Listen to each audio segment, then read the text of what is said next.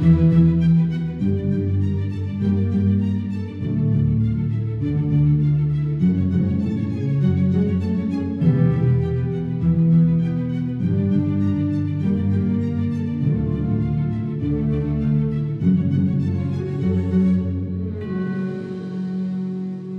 à tous et bienvenue au milieu de ce troupeau de vaches Primolstein pour une émission spéciale sur France 3 Normandie. En ce moment, aurait dû se tenir le salon de l'agriculture à Paris.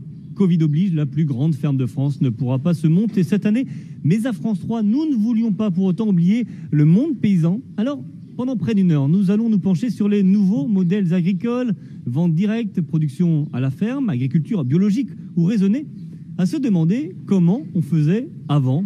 Justement, pour débuter, je vous propose un regard en archive sur l'évolution de notre agriculture, vue par Juliette Perrins et Xavier Gérard. Être agriculteur en 1975, c'est d'abord faire le métier qu'on a choisi. Mais c'est aussi vivre en contact avec la nature, vivre en contact avec des animaux. Et puis alors, c'est surtout un métier qui est plein d'incertitudes.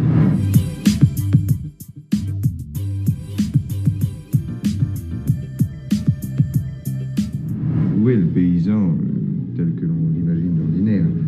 Il s'est transformé en industriel.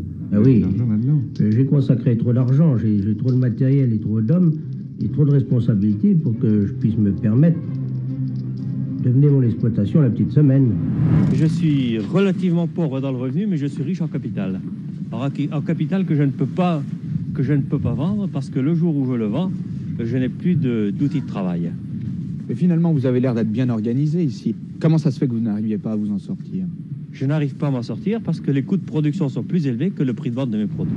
Pour maintenir les revenus, le troupeau passe de 110 à 125 bêtes, davantage de travail et finalement encore moins de revenus. Je vais vendre des bœufs là, qui vont être prêts d'ici une quinzaine de jours, moins de 19 francs, et des vaches qui vont frôler certainement 13,50, 14 francs. En 50 ans, la France est passée de 10 millions à 680 000 agriculteurs. Des agriculteurs qui sont obligés d'obéir aux directives européennes pour survivre, même s'ils ont l'impression de marcher sur la tête. Ainsi, en France, un animal sur deux est nourri grâce à l'importation.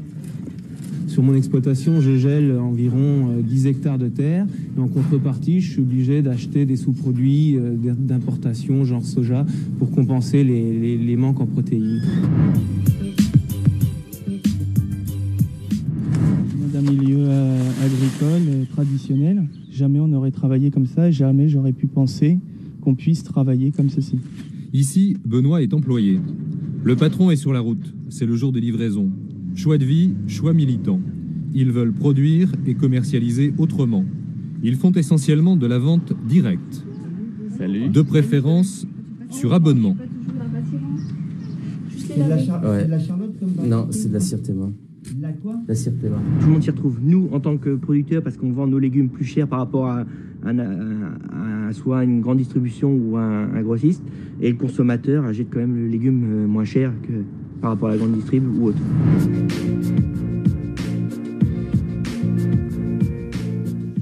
Toujours au milieu du troupeau de vaches Primolstein, nous avons rejoint notre plateau installé dans la stabulation de la ferme de Lille. Nous sommes ici à Moyon, dans le département de la Manche, dans l'une des fermes les plus réputées du département.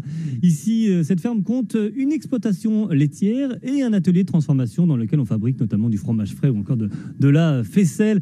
On ne compte plus ici le nombre de médailles obtenues au concours général agricole. Anne-Sophie Simon, bonjour, merci de nous accueillir chez vous.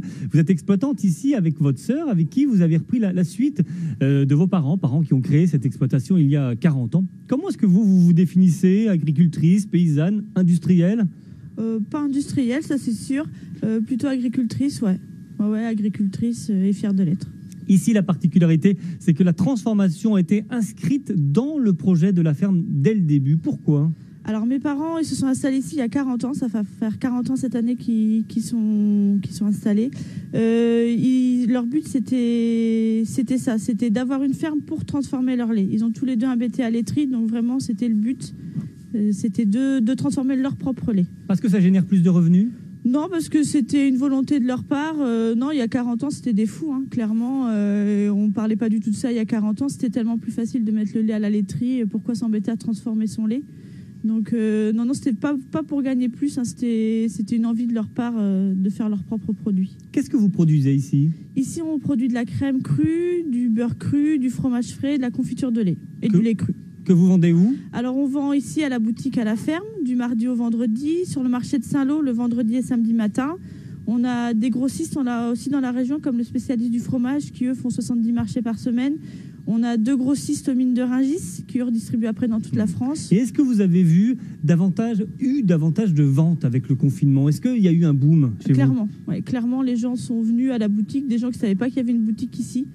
Et oui, ça a clairement boosté les ventes. Et ici, on est au milieu de nulle part, hein. Il faut venir chez nous pour... voilà, on passe pas devant, il faut venir nous voir. Et oui, clairement, ça a boosté et ça continue ventes. Ce boom? Ça continue, ouais, ça continue. Les gens ont pris des bonnes habitudes, hein, pendant le confinement. C'est le côté positif du confinement, ouais, ça continue. Merci à vous Anne-Sophie. Merci. Simon, on vous retrouvera un petit peu plus tard.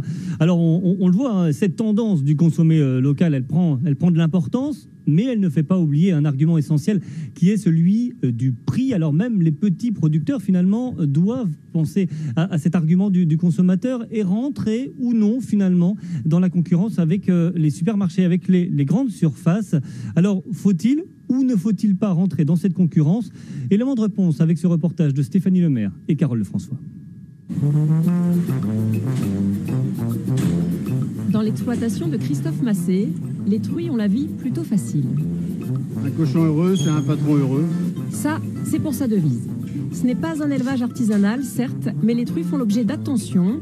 Elles vont donner naissance à des bébés estampillés label rouge. Ça leur donne droit à un peu d'espace et à de la paille. Pour leur bien-être, c'est nettement mieux que le Kaijuki. Voilà, on n'a jamais de problème de pâte. Elles s'étalent dans la paille. Bon, elles ont leur cadre, je dirais, presque naturel. Ça, c'est pour la qualité. Côté circuit court, après un passage par la case abattoir, les cochons reviennent ici, dans la cour de la ferme, sur l'étal de la boutique. Cela fait 50 années que l'éleveur développe son idée du circuit court. Le confinement a démultiplié la clientèle, mais elle est exigeante pour ce qui est du prix. Il y a une recherche et de produits locaux et effectivement de produits qui vont quand même être corrects au niveau du tarif, quoi. Tout est dit, la qualité et le circuit court, ok, mais pas trop cher.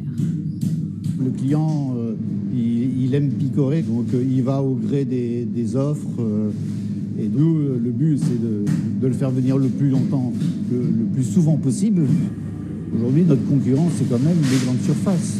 Hein, on peut dire, l'essentiel des volumes est vendu chez eux.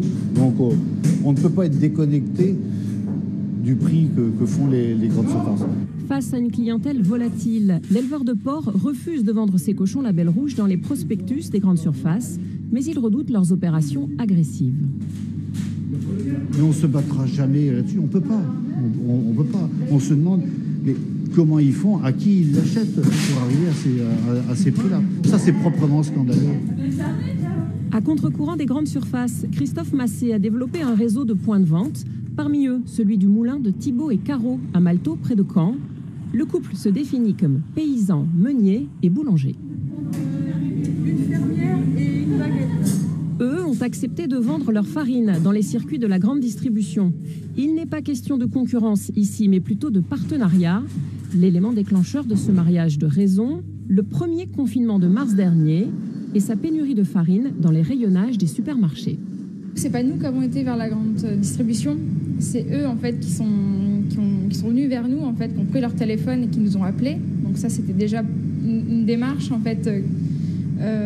Et voilà, nous on s'est dit en fait, eux font un pas, et ben nous on va faire aussi de notre côté un pas, et puis on va essayer. Un essai qui s'installe dans le temps. Leur paquet de farine en papier craft se retrouve sur les linéaires d'un Super U, d'un Intermarché et d'un Leclerc des alentours. Caroline espère même y vendre de nouveaux produits. Donc ça c'est la nouvelle gamme de pâtes. Tout à fait. Très bien. Ce monde réputé impitoyable n'effraie pas la productrice artisanale et pour cause, elle bénéficie d'une charte qui la protège. Les producteurs locaux qui rentrent dans le cadre des alliances locales chez Leclerc sont soumis à un certain nombre de normes et on ne peut pas leur mettre la pression et on est obligé de respecter beaucoup de règles pour éviter qu'ils soient dépendants de notre magasin ou de notre groupement. Et le but, c'est vraiment qu'il y ait un équilibre total entre eux et nous. Et en termes de prix, aujourd'hui, c'est pas parce qu'on va acheter du local qu'on va payer plus cher un produit. Pour le consommateur, un paquet de farine du moulin est revendu à 1,79 €. Les deux meuniers peuvent donc vivre de leur production dans ce cas précis. De notre côté, le bilan est plutôt positif et la pression n'est pas du tout là, puisqu'on a établi dès le début en fait une grille tarifaire qui n'a pas du tout été négociée, puisque l'idée c'était vraiment de nous proposer un tarif. Et puis, une fois au rayon, c'est le client final qui décide si le prix est juste ou pas. Et je pense qu'il est, puisqu'on est toujours en fait présent dans le magasin. Un prix juste, Caroline veille au grain. Et c'est grâce à cela que le moulin de Thibault et Caro trouve son compte dans ses alliances avec les supermarchés, qui, eux, de leur côté, grignotent des parts d'un marché en pleine expansion. Retour à la ferme de Lille, à Moyon, dans la Manche, pour cette émission spéciale agriculture. Anne-Sophie Simon, on est chez vous. Est-ce que vous aussi, vous sentez que les consommateurs cherchent toujours un prix plus bas? Non, franchement, nous, on n'a pas du tout ce problème-là. Les gens, ils recherchent la qualité. Enfin, en tout cas, ceux qui viennent chez nous, ils recherchent la qualité avant le prix. Donc, on n'a pas de souci de prix. Nous, non, aucun. À vos côtés, nous ont rejoint Anne-Marie Denis, bonjour, présidente de la FRSEA, la Fédération régionale des syndicats d'exploitants agricoles, et Stéphane Travers, ancien ministre de l'Agriculture, député de la Manche. Bonjour donc à vous deux. Bonjour. Anne-Marie Denis, agriculteurs et grande distribution, partenaires ou concurrents finalement? Alors, les agriculteurs et grande distribution peuvent être à la fois partenaires dans certains cas et concurrents dans d'autres. Tout dépend sur quel marché l'agriculteur qui fait de la vente directe veut aller. Certains agriculteurs ont fait le choix de faire de la vente directe en liaison avec la grande distribution. D'autres ont fait le choix de faire une vente directe à domicile. Et là, quelque part, ça peut être des concurrents, mais pas vraiment, parce qu'on n'est pas sur le même produit, on n'est pas sur la même économie de marché. Et il y a aussi les agriculteurs qui vendent par l'intermédiaire de nos transformateurs, ce qui est important en Normandie, puisqu'il y a un nombre de transformateurs importants. Et ceux-là, ce ne sont pas des concurrents. Par contre, quelquefois, on se heurte à des passations de négociations de prix difficiles. Stéphane Travers, lorsque vous étiez ministre de l'Agriculture, vous étiez notamment à la manœuvre lors de la loi Egalim, la loi alimentation, dont l'un des objectifs était de fournir un meilleur revenu aux agriculteurs. Aujourd'hui, ça n'est pas encore totalement le cas. Comment est-ce qu'on explique que ce soit si difficile à mettre en place? Mais d'abord, il a fallu mettre les gens autour de la table. Et ce n'a pas toujours été facile. Parce que, comme c'était dit tout à l'heure, il y a les relations qui sont conflictuelles. En ce moment, nous sommes en train de mener les négociations commerciales. Et ces négociations, on peut le dire, elles ne se passent pas très bien. Nous avons besoin de continuer à expliquer que les engagements qui ont été pris doivent être tenus. Le 17 novembre, c'est possible. Mais c'est possible. Le 17 novembre 2017, tous les interlocuteurs étaient autour de la table. Tout le monde a signé la charte d'engagement des États généraux de l'alimentation. Tout le monde, la main sur le cœur, a juré que les agriculteurs pourraient travailler et vivre du juste prix de leur travail, que les indicateurs de coûts de production seraient travaillés dans les plans de filière et qu'il y aurait de la transparence à la fois sur les prix et les marges. Est-ce que ça suffit de jurer sur le cœur? Jurer sur le cœur, on s'aperçoit que ça ne suffit pas toujours. Donc il faut mettre, comme dirait le ministre de l'Agriculture actuel, mettre la pression dans le tube pour qu'on ait à la fois plus de transparence, mais aussi plus de qualité de discussion autour des enjeux aujourd'hui de l'alimentation. Et nous devons faire aujourd'hui de ces négociations commerciales la démonstration que lorsque les plans de filière sont appliqués, lorsque les indicateurs de coûts de production sont partagés de l'amont à l'aval, eh bien nous avons la capacité à pouvoir servir à la fois les producteurs qui peuvent vivre dignement de leur travail, les transformateurs bien évidemment, et aussi la distribution. Alors les producteurs justement, c'est vous Anne-Marie Denis, comment vous expliquez que cette loi n'est pas réussi à régler le problème? Bien, cette loi, c'est déjà une belle opération à la base, hein, puisque déjà, on a mis tout le monde autour de la table, comme disait Monsieur le ministre. Et aujourd'hui, la problématique, c'est qu'elle n'est pas tout à fait aboutie, si j'ose dire. On a quelques difficultés à organiser la filière, les filières, excusez-moi. On a quelques difficultés sur la transparence. C'est parce que la grande distribution ne joue pas le jeu? Alors, la grande distribution, de ce côté, ne joue pas le jeu. Après, on a du mal à voir comment la l'augmentation de valeur retombe jusque chez les agriculteurs. Il y a plusieurs intermédiaires. Il y a la grande distribution, il y a les stockeurs, mais il y a aussi nos transformateurs. Il faut que tout le monde joue le jeu pour que la valeur revienne dans nos exploitations. Merci. Alors, l'autre solution, finalement, c'est de faire la vente directe. On en a déjà un petit peu parlé. À savoir donc vers quel modèle se tourner. Pour mieux comprendre et mieux lancer le débat, je vous propose un petit panorama des différentes alternatives.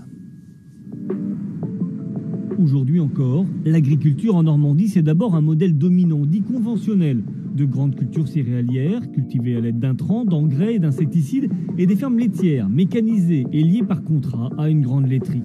Un modèle progressivement remis en cause depuis plusieurs dizaines d'années. La tendance aujourd'hui est à l'agriculture biologique, un mode de production qui se veut respectueux de l'environnement, de l'animal, de la biodiversité et de ses acteurs. Depuis 2009, elle est en croissante augmentation. Alors que le nombre d'exploitations totales diminue, les fermes bio ont été multipliées par 3. Fin 2019, la Normandie en comptait plus de 2000, soit 12% des exploitations. Mais en la matière, la Normandie est seulement 9e sur 13 au rang des régions françaises. Car le bio ne convient pas à tous, trop exigeant pour certains qui préfèrent une agriculture dite raisonnée.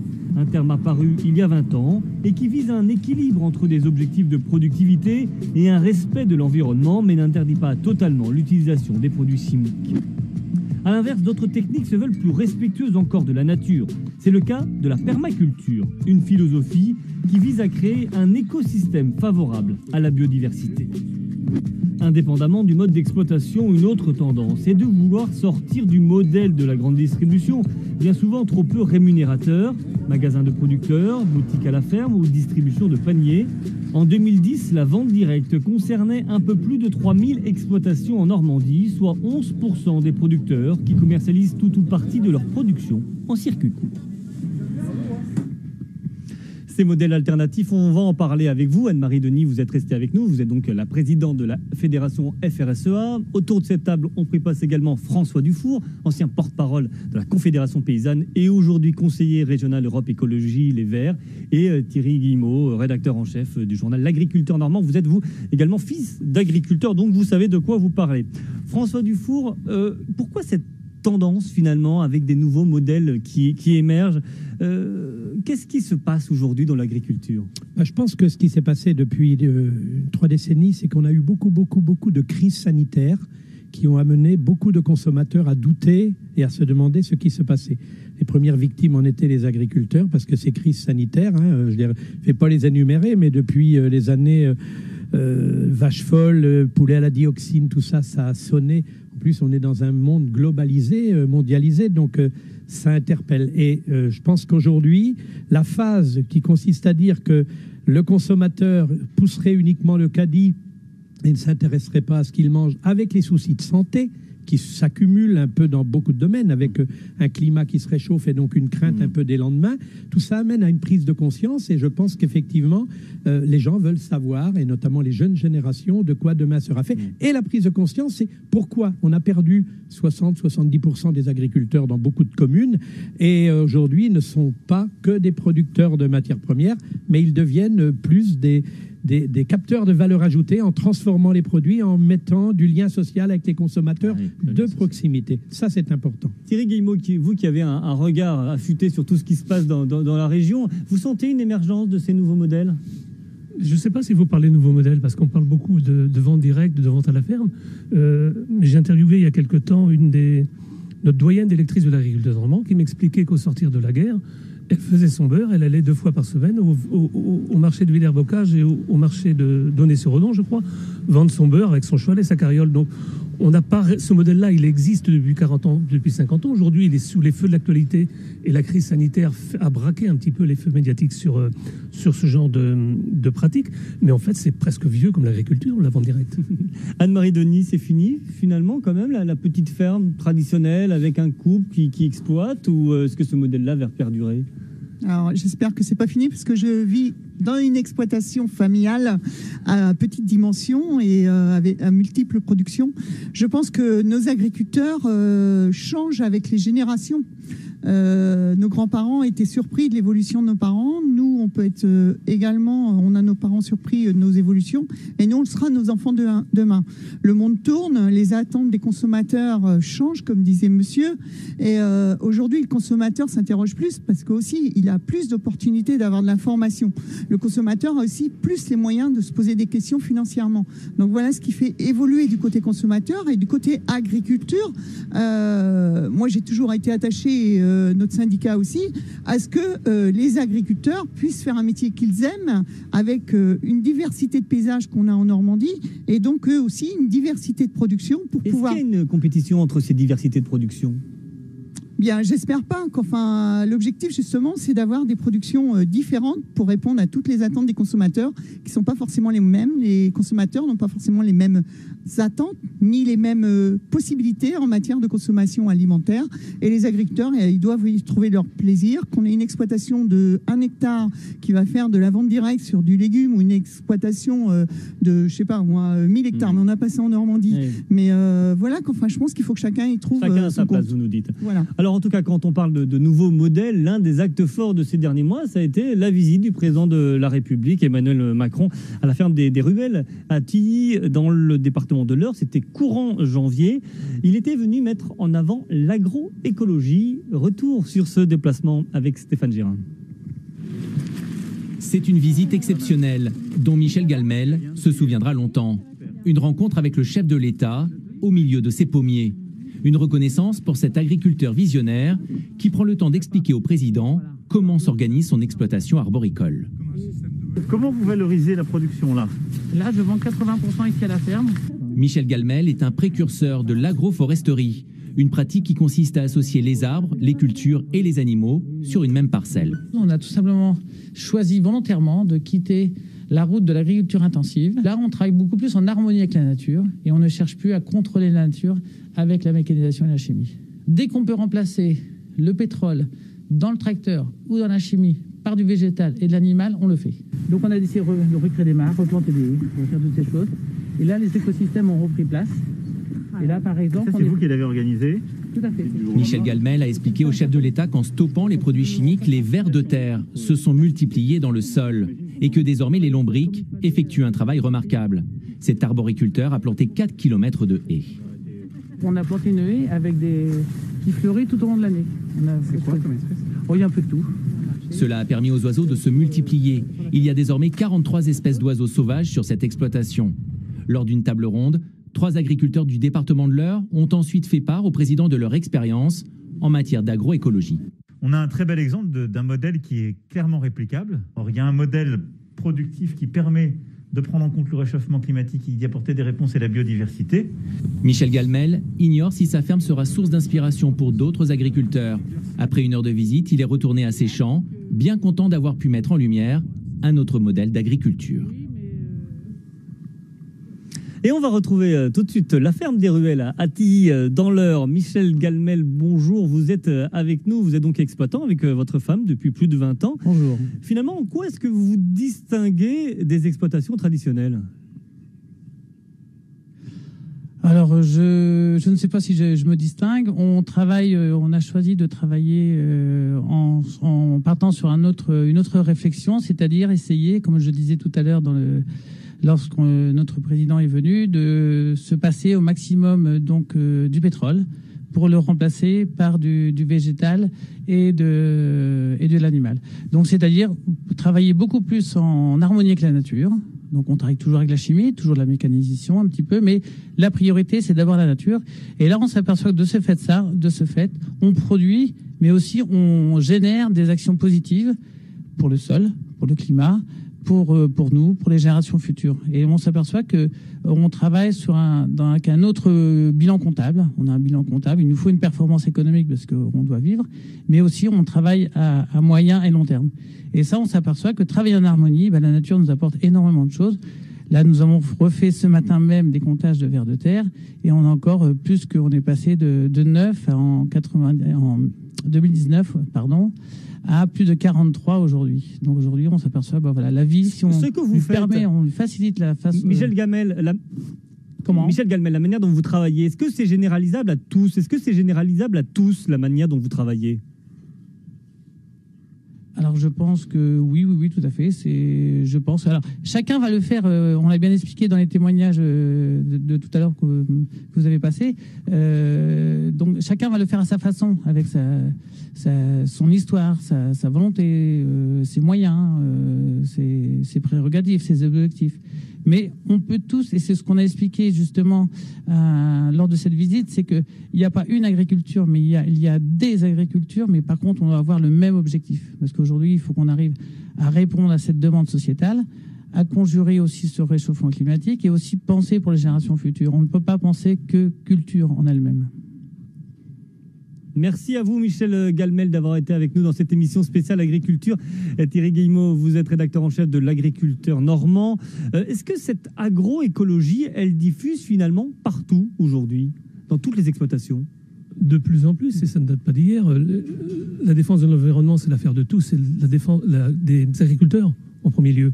Et je crois que les agriculteurs n'ont pas envie de se tirer une balle dans le pied. Si on fait un tout petit peu d'histoire quand même, si on se replace au lendemain de la guerre mondiale, les estomacs ont faim. Le premier défi, c'est d'arriver à l'autonomie alimentaire. Il y a eu le plan Marshall, il y a eu le développement de la chimie, et en une quinzaine d'années, les agriculteurs ont relevé ce défi et atteint cet objectif. Aujourd'hui, c'est une remise en cause de ces pratiques ? Alors non, mais il y a le balancier est peut-être allé trop loin à un certain moment donné, mais on a fait en l'état des connaissances scientifiques qu'on avait. Et aujourd'hui, quelques chiffres comme ça quand même, 75% des matières actives qu'on utilisait en 1990, on ne les utilise plus aujourd'hui. En l'espace en moyenne triennale, le nombre de ventes de produits de biocontrôle, donc en produits naturels, ça a été multiplié par 2 quasiment. Donc les efforts des agriculteurs sont considérables, mais il faut leur laisser un petit peu de temps de s'adapter aux nouvelles attentes de la société. Et bien justement, on va en parler avec cette question. Une agriculture sans chimie est-elle possible ? Je vous propose à ce sujet le témoignage d'un céréalier de la plaine de Caen, Geoffroy de Lesquin. Il est céréalier à Fierville-Bray. C'est donc dans le Calvados. Il est également vice-président de la FDSEA. Il est à la fois engagé dans l'agroconservation, mais pour lui, le glyphosate, notamment, est indispensable. Écoutez. C'est sans appel. Entre ces cultures de colza traitées aux produits phytosanitaires et cette autre culture non traitée, le résultat est flagrant. La larve se développe et mange la plante. Et donc, forcément, le colza pousse moins bien. Cet agriculteur de céréales et de colza a fait le choix de l'agroconservation, une agriculture respectueuse de la biodiversité, notamment dans les sols. Alors forcément, les herbes folles poussent et empêchent les productions de s'épanouir. C'est caractéristique. Ici, si je ne fais rien, j'aurai pas de colza, j'aurai pas de production. Donc la seule façon que j'ai de limiter le problème et donc de détruire le raies, c'est d'utiliser un pesticide. Geoffroy a fait le calcul. Sans pesticides, il pourrait diviser ses récoltes par 3. Pour lui, les produits phytosanitaires sont une nécessité, à condition d'être raisonnables. Moi, depuis que je suis installé en 2008, je pense avoir réduit d'à peu près 30% ma quantité de pesticides utilisés. Ensuite, j'en utilise encore parce que économiquement, c'est obligatoire dans l'immédiat. Mais moi, si j'avais un message à faire passer à mes compatriotes, c'est qu'il faut nous faire confiance.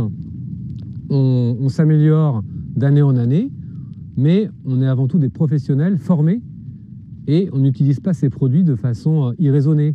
Cette agriculture écologique reste donc pour l'instant encore un pari sur l'avenir. François Dufour, on vient d'entendre cet agriculteur qui nous dit qu'il a besoin du glyphosate. Est-ce que c'est une hérésie de vouloir supprimer définitivement ce produit chimique ? Le glyphosate, comme d'autres pesticides, pose aujourd'hui de graves problèmes à la santé des agriculteurs, à la santé de l'environnement. Donc il faut qu'on sorte de cette situation. Et pour aller droit au but, je pense qu'il faut absolument réformer l'orientation des aides de l'Europe à travers la réforme de la PAC qui est en négociation actuellement. Parce que c'est l'argent public qui doit être ciblé vers de la conditionnalité environnementale, en même temps économique, pour qu'il y ait un retour de nombreux agriculteurs dans les campagnes, parce qu'on en a trop perdu, et il y a une souffrance terrible aujourd'hui du manque d'agriculteurs, parce qu'il y a des surcharges de travail et autres. Donc il faut revenir à quelque chose de raisonnable. Le glyphosate, pour moi, ne peut plus continuer à exister, mais je pense qu'il faut qu'on retravaille la question de l'agronomie, du cycle biologique, et de la manière aujourd'hui dont les rotations de culture vont redonner sens. Et je pense que... C'est comme ça qu'on s'en sortira. Oui, parce que regardez en ce moment, on a beaucoup d'exploitations laitières qui disparaissent. Donc la seule céréalière continue à s'étendre. Donc à partir de là, comme on est maintenant sur 2 cultures par an, entre ou le blé ou le maïs ou d'autres cultures, et en même temps les cultures intermédiaires pièges à nitrate, ce qu'on appelle les CIPAN, eh bien par exemple au printemps, moi je pense qu'il faut travailler à faire en sorte que quand on va enlever le chaume de ces cultures-là, ça devienne la nourriture de la plante d'après. C'est la base même de l'agronomie, c'est la base du métier. Donc il faut sortir du glyphosate parce que c'est pas bon ni pour les consommateurs ni pour l'environnement. Anne-Marie Denis, la vente de glyphosate. Le rapport Nicolas Hulot de la fondation Nicolas Hulot nous le disait il y a quelques semaines. La vente de produits de glyphosate a augmenté entre 2009 et 2018. Est-ce qu'on va arriver à une situation où on va pouvoir se passer du glyphosate ? Déjà, sur l'augmentation de la vente de glyphosate, c'est controversé, entre autres, par le ministre. On évolue de jour en jour. La consommation se fait différemment, se fait plus suivant les besoins. Nos agriculteurs aujourd'hui qui sont passés en sans labour ont de grosses difficultés à s'en passer. Moi, je compte forcément sur la recherche, sur l'innovation, sur le travail de nos scientifiques pour pouvoir évoluer sur la sortie ou vous en utilisez du glyphosate dans votre exploitation ? Oui, je ne le cache pas. Je suis dans un secteur où tout pousse tout seul. Pas tout à fait, mais presque. Je suis en bocage. Et en fait, on a divisé par 4 ou par 5 nos utilisations de glyphosate, comme quoi il y a des efforts importants de fait, mais aussi surtout les produits phytosanitaires. Il y a une réelle volonté de nos agriculteurs. Il y a des groupes de travail, des groupements GU2E qui sont et il y a en également place. une volonté politique. Stéphane Travers, lorsque vous étiez ministre de l'Agriculture, Emmanuel Macron s'est engagé à la fin du glyphosate. Où en est-on aujourd'hui ? On voit que ce n'est pas encore le cas. Mais on partage tous le même objectif, c'est de diminuer l'impact des produits phytosanitaires, de sortir du glyphosate. Il y a eu un engagement du président de la République à le faire. Maintenant, il faut trouver les moyens dont on sort du glyphosate et la manière dont on va accompagner les agriculteurs. Moi, je voudrais rappeler qu'aujourd'hui, il y a des gros efforts qui ont été faits par nos producteurs. Nous avons réussi à sortir du glyphosate sur plusieurs types de cultures, mais il reste des cultures sur lesquelles nous n'avons pas encore trouvé le moyen scientifique, l'innovation particulière qui nous permettrait d'en sortir. C'est l'agriculture de conservation, par exemple. C'est l'agriculture en terrasse. C'est la transformation de certains fruits et légumes, notamment dans le sud de la France. Donc, il va falloir que, à la fois la recherche, les instituts techniques puissent travailler. Mais je regarde ce qui s'est passé depuis aussi 3 ans. Eh bien, beaucoup d'agriculteurs ont investi dans des machines pour le désherbage mécanique. D'ailleurs, dans le plan de relance, vous avez un certain nombre de dispositifs qui ont été mis en place pour qu'il y ait des investissements de ce côté-là. Donc, c'est bien la preuve que tous les agriculteurs poussent vers cet objectif, mais il faut laisser aussi le temps de cette transition, et c'est ce que j'ai toujours défendu et que j'ai défendu comme ministre de l'Agriculture. Il faut laisser le temps, on vous aura entendu. On va parler des jeunes à présent, parce que finalement, ce seront eux, l'agriculture de demain, qui devront nourrir la population tout en respectant la planète et l'environnement. Alors, pour savoir un petit peu ce qu'ils pensaient de tout ça, nous sommes allés nous immerger au lycée agricole d'Yvetot en Seine-Maritime. Reportage de Véronique Arnoux et Olivier Flavien. Bienvenue au lycée agricole d'Yvetot où se forment les agriculteurs de demain. Nous allons passer la journée aux côtés des élèves de BTS qui se destinent pour la plupart à devenir exploitants. Et ça commence tout de suite par un cours d'agroécologie ou comment revoir ses pratiques agricoles en fonction de l'environnement.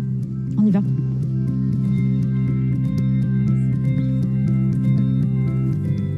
De 1960 à 2010, on a une ligne qui monte. Ça veut dire qu'on a de plus en plus de jours échaudants, donc de jours où la température a été élevée et la précipitation faible. L'agriculture est climato-dépendante. Alors ça vous parle, ça ? C'est-à-dire que vous êtes lié au climat et dans un autre point, vos pratiques peuvent avoir des émissions de gaz à effet de serre. Mon objectif, c'est de les sensibiliser, de les ouvrir sur la connaissance aujourd'hui du climat, du sol, des plantes, de voir ce qui a été fait, ce qui peut être fait et ce qu'ils devront faire selon leur choix, selon leur système. C'est là qu'on va quand même apprendre les nouvelles choses, s'ouvrir avec les nouvelles pratiques, parce que entre ce que nos parents faisaient il y a 10 ans et puis ce qu'on va devoir faire dans 40 ans, ce ne sera pas du tout pareil, quoi. Les élèves prennent la pause, j'en profite pour réviser quelques notions avant d'écouter Bertrand Cailly. Il est à la tête d'une exploitation entièrement biologique dans le pays de Bray. On a la grande chance d'avoir tout groupé comme ça autour de la ferme. En gros, il y a 110 hectares. On a des vaches laitières. On transforme le lait sur la ferme. Donc on fait du fromage. Les termes de l'agroécologie, quand ils sont posés, c'est vraiment... il va falloir réfléchir à certainement vivre différemment, quoi. Est-ce qu'on a besoin de manger autant de viande? Parce que finalement, les productions animales, ça consomme énormément de surface, quoi. Moi, mes projets, c'est pas du tout suivre le système. Enfin, ce serait plutôt d'aller vers quelque chose de plus innovateur. C'est vrai que je suis très intéressé par tout ce qui est agriculture conservation, agriculture biologique. Après la pause déjeuner, direction le plein air. Allez, en route. Pour la suite des cours. Bon, j'espère qu'on n'aura pas trop froid. Hein. On verra.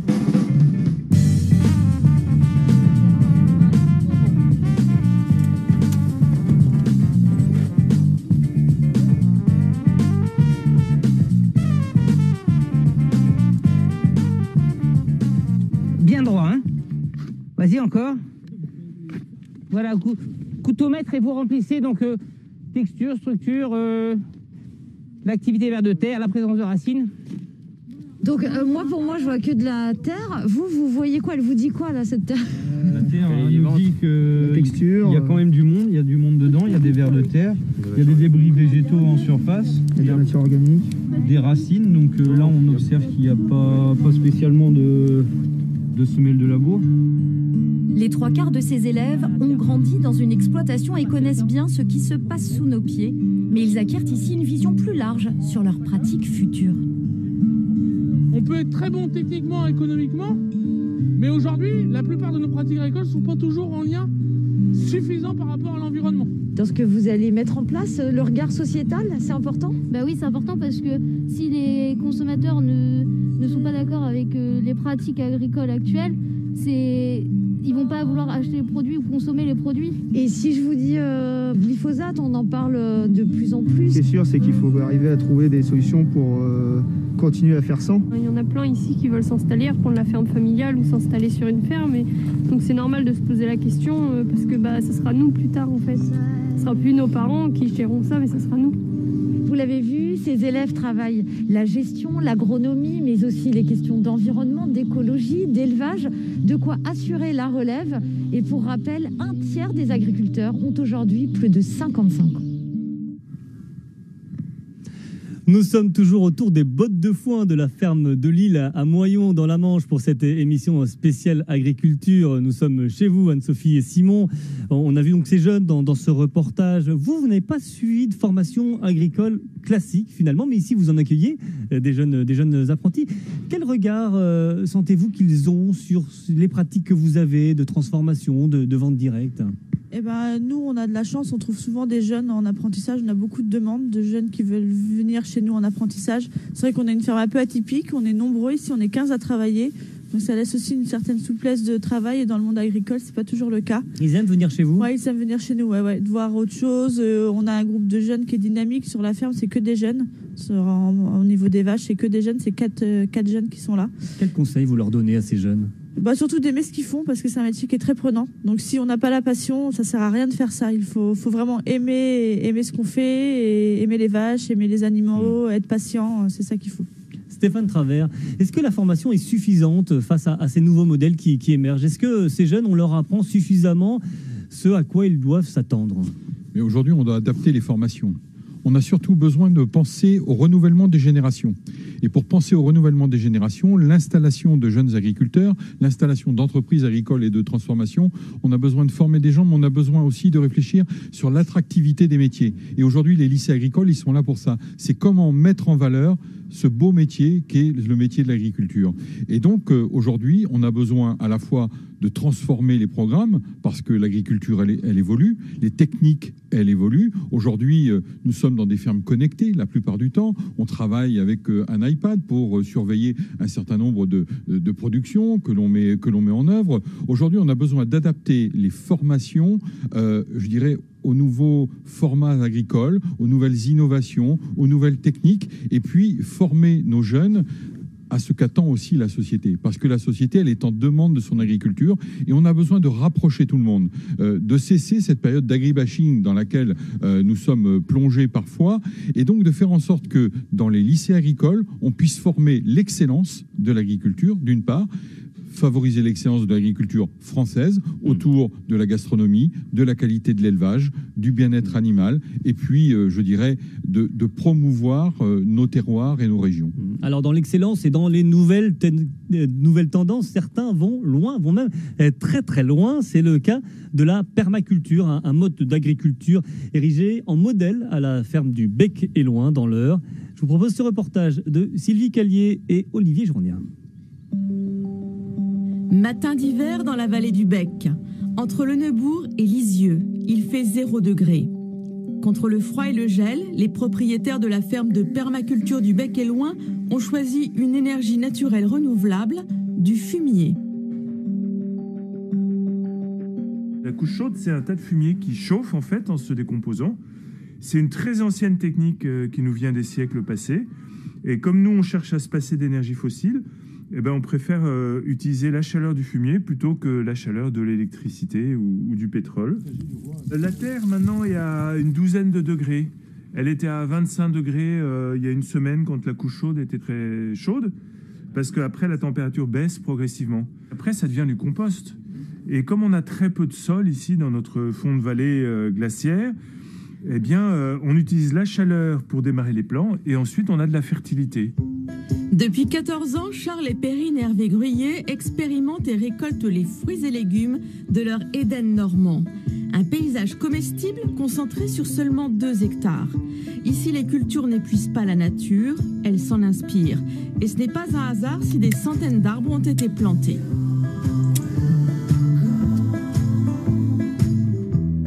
Va faire en sorte d'installer ce qu'on appelle des guildes, c'est-à-dire des bonnes associations entre les végétaux. Donc au pied d'un arbre, on va toujours lui mettre un arbuste et un couvre-sol qui vont venir équilibrer ou même subvenir aux besoins de cet arbre-là. Sur peu de terre, mais sur plusieurs strates, les végétaux n'épuisent pas les sols. Et cette ferme a pu démontrer qu'elle donnait d'excellents rendements. À partir de cette année, l'activité quotidienne va alimenter des programmes de recherche sur la ferme résiliente de l'avenir. Il faut que dans les territoires, on arrive à créer de l'emploi, à créer de la nourriture et à faire en sorte d'être complètement résilient par rapport aux différentes crises et notamment par rapport à la problématique énergétique. Donc voilà pourquoi aujourd'hui, nous, on a envie de recentrer toute notre activité et toutes nos recherches sur ça. Comment recréer des micro-fermes qui vont nourrir les territoires. Perrine et Charles ont montré à d'autres la voie pour imaginer une agriculture locale qui ne dépend pas des marchés mondiaux et du pétrole. Dans l'agglomération rouennaise, voici les adhérents d'une association citoyenne, la Maison des semences Triticum. Triticum, c'est le blé en latin. Sur cette parcelle, à Roncherolles-sur-le-Vivier, ils ont semé des variétés de semences paysannes. Voici de l'engrais noir, qui est du petit épeautre, une variété ancienne, qui donne un grain et une farine plus sombre que les variétés qu'on a l'habitude de consommer dans les pains bio. Les semences paysannes sont intéressantes parce qu'elles sont rustiques. Elles ne sont pas sélectionnées, elles n'ont pas été conçues génétiquement pour recevoir des hauts niveaux d'engrais. Elles sont plus autonomes. Elles ont des racines plus longues, elles sont plus résistantes aux maladies. On va faire un travail finalement avec le vivant pour contourner l'utilisation récurrente des pesticides et de tous ces produits en hydre. Des agriculteurs bio, des boulangers et brasseurs normands recherchent ces céréales plus goûteuses et qui ont une histoire. François, ingénieur agronome, est convaincu que notre société est ouverte à de grands changements. J'aime à penser et j'espère que la crise sanitaire liée à la Covid-19 a fait en sorte que pas mal de gens ont pris conscience justement de certaines fragilités de notre modèle alimentaire. Les collectivités notamment, c'est aussi un enjeu de remettre aussi des gens dans les champs, que ce soit des agriculteurs qui ont la vocation de s'installer ou des citoyens paysans qui font partie d'associations qui ont envie aussi de retrouver des savoir-faire sur semer, sur moissonner à la main, etc. Les confinements ont montré l'importance des circuits courts et attiré l'attention sur la permaculture. Les fondateurs de la ferme du Bec-et-Loing ont pourtant décidé de mettre entre parenthèses la vente de leurs produits et les formations. Ils vont réunir le maximum de données scientifiques sur l'éco-culture. Économiquement parlant, c'est risqué, mais on pense qu'à la fois l'urgence climatique, l'urgence sociétale et économique par rapport à l'agriculture sont à la hauteur du défi à relever. Nous, on est venus à la Terre par passion, sans rien y connaître, et on avait une sorte d'image fantasmée de ce qu'est une ferme, issue de nos livres d'enfants, de Sylvain et Sylvette, de Caroline à la ferme. Et donc, on a créé une ferme selon notre cœur, selon nos rêves. Et après, on s'est aperçu des limites de l'agriculture industrielle. Et on a cherché des solutions, en fait. Aujourd'hui, Perrine et Charles ne se sentent pas seuls. La micro-ferme normande est devenue un modèle qui inspire dans le monde entier. La Fondation de France et l'INRA les accompagnent dans leur démarche. L'agriculture naturelle, il fallait y penser. Retour dans la Manche avec nos invités. Thierry Guillemot, rédacteur en chef de l'Agriculteur normand. La permaculture, comment est-ce que vous le voyez? C'est un truc de citadin, de bobo, ou est-ce que c'est applicable à tous les systèmes agricoles? Alors, pas obligatoirement. La permaculture, c'est basé sur une double éthique. C'est le respect de la nature et le respect de l'humain. Donc, on ne peut être que d'accord avec ces deux principes-là. Maintenant, on ne va pas nourrir la France et encore moins la planète avec la permaculture.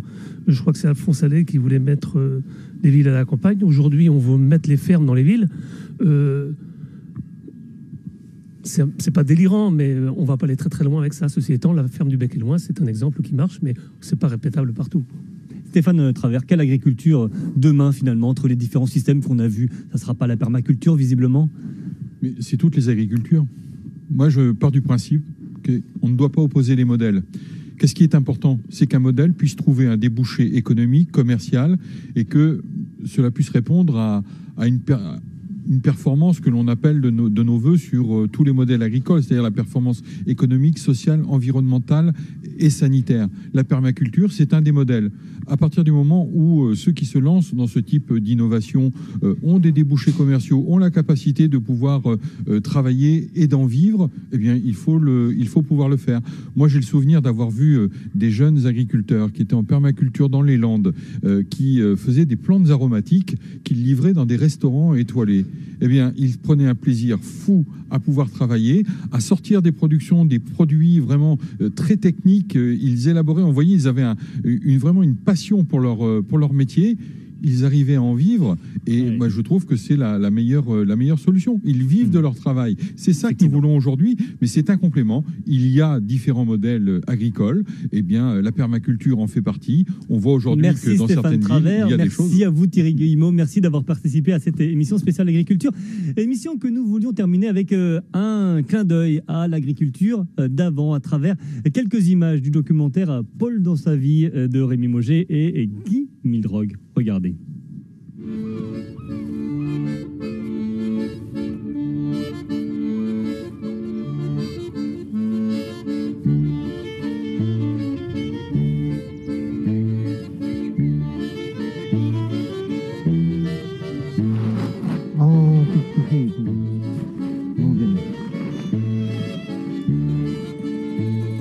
Bon, c'est pour le tout.